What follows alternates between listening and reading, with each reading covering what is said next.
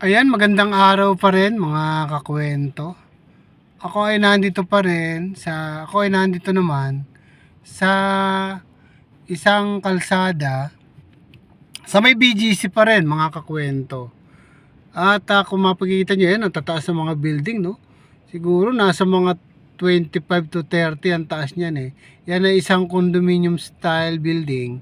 Nasa baba naman yan ay ang Landers, yung isang malaking shopping supermarket na para sa mga membership lang nakakapamali dyan. Anyway, kasama natin si Lolo na naman at tatanungin natin, Lo, ano ba sa pagkakaalam mo kung ano itong BGC dati? Bagamat naikwento na natin nung una, ano ba ito? Ay, nung harap, ito ay Talahiban. Talahiban, bakit?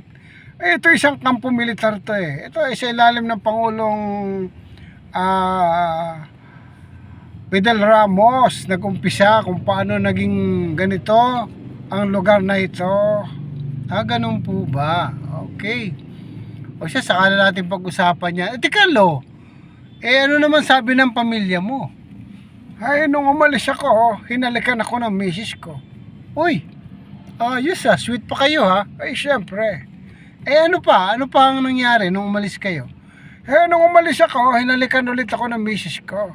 O teka, 2 beses na kayo hinalikan ng misis niyo ha. Dalawa kasi ang misis ko eh.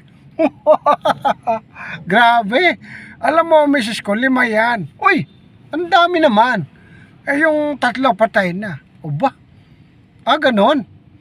Ibig sabihin, 2 na lang natira. Oo. Ano yung kinamatay ng 3? Aba, yung isa, yung una, namatay sa red tide. Uy. Yung pangalawa? Yung pangalawa namatay din sa red tide. Uy, kawawa naman. Mukhang mahilig kayo sa mga red tide. Yung pangatlo, ano yung kinamatay? Baka red tide din. Hindi. Ano yung kinamatay ng pangatlo? Nabasag ang ulo. Inuntog sa pader eh. Aba, bakit? Bakit ganon? Kasi ayaw kainin yung red tide. Salbahin lolo to.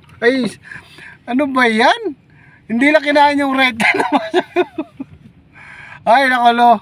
Nakakatawa ka naman. Yan po ang ating kwentuhan sa araw na ito. At yan po ay joke lang. Huwag naman yung siseryosohin yun. Yan pa-entertain lang ni Lolo. Yan, dito na naman kami, ano? At naka-standby nga sa isang kanto kasama na aking kabayo. Okay, antay-antay lang po kayo sa susunod nating kwentuhan na naman. Okay, salamat po and bye-bye.